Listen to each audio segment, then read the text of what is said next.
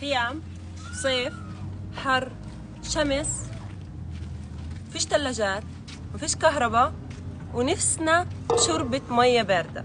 شو نعمل؟ تعالوا نشوف.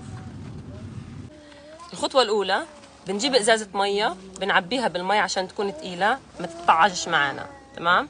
بنجيب قطعة خيش على مقاس الإزازة، أنا قصاها وجاهزة على مقاس الإزازة. بنلف الإزازة، بنخليها زي هيك، بنلفها زي هيك.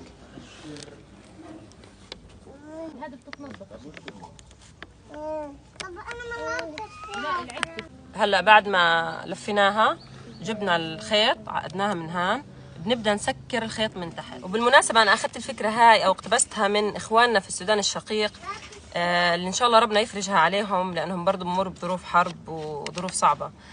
بيستخدموا هاي الفكره هم من مئات السنين، من زمان كثير بيستخدموها، لانه الجو شوب عندهم درجات الحراره عاليه جدا.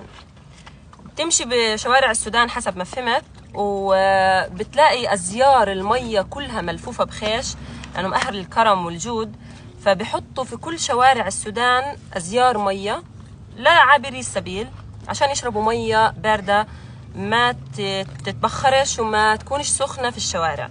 فبلفوها بالخيش زي هيك بأكياس الخيش، وببللوها بالمي وبتضل باردة طول النهار.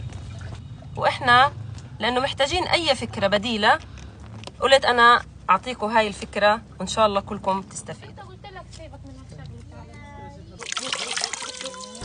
بعد ما بللناها بالمي بنروح بنعلقها في مكان ضلة، والهدف إنه الهواء البارد يضرب في الخيشة المبلولة بالمي ويبرد المية داخل الإزازة. وهيك بعد ما خيطناها وبليناها بالمية تركناها بالضلة ربع ساعة تقريبا أو أقل، 10 دقايق لربع ساعة. خلينا نشوف النتيجة.